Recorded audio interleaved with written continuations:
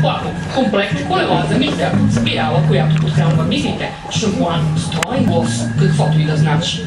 Дамски превръзки, строен слой допринени влакна и етерични масла. Купете чепли ножа и ще вземете 6. Само сега, комплект трендета. Бомбони с главата на Батман. Железни ръце. Вместо цената на едно.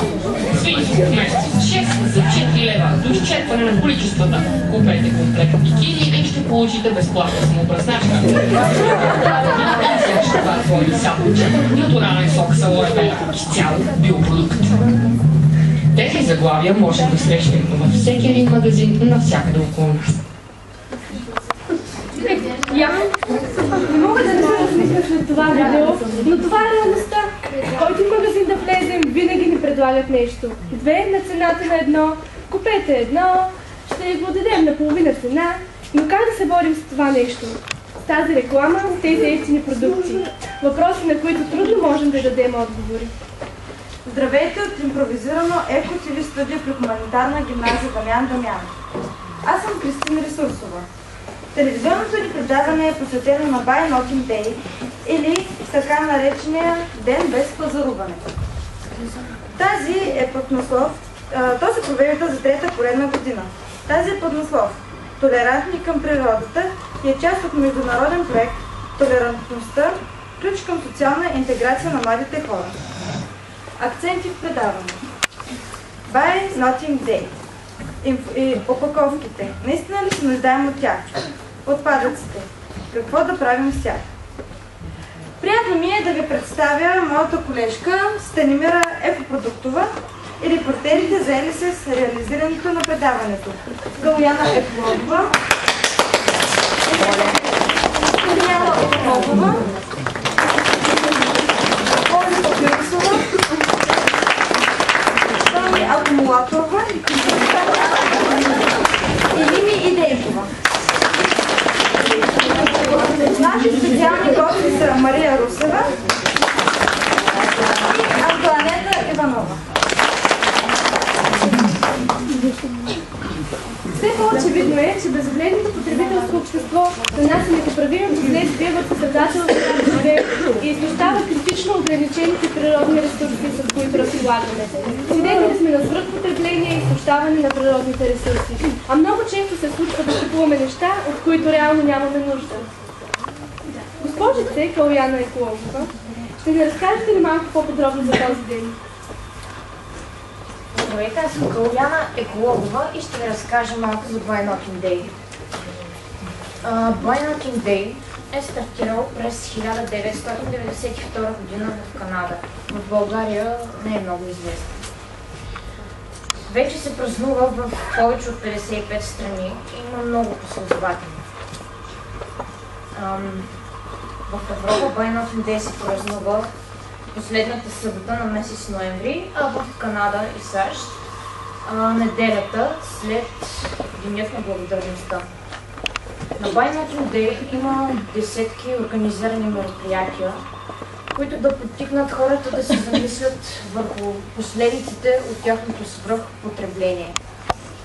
Buy Nothing Day вече има много последователи и те се увеличават всяка година. И по случай денят съм подготвила кратко клипче.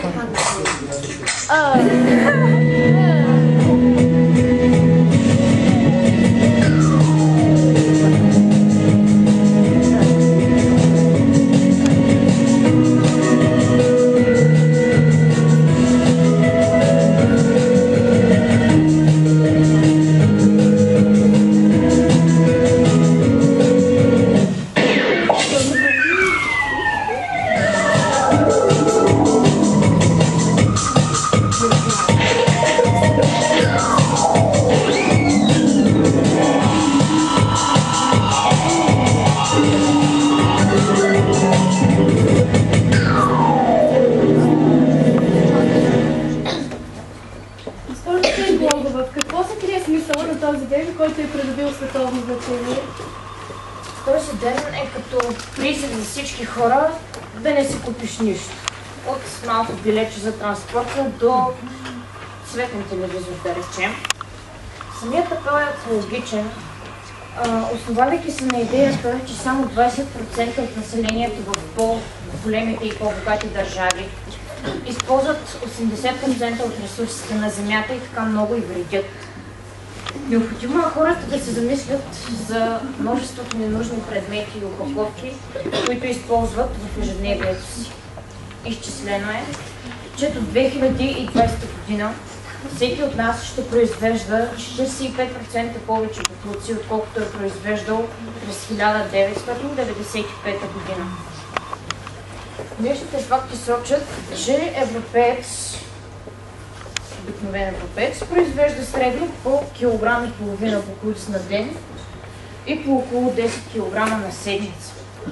Половината от боклука, който изхвърляме в кошчето, са всъщност опаковки. И всяка година само опаковъчните материали, които изхвърляме, се равняват на теглото на 4000 айфелови кули. Благодарим за тази полезна информация.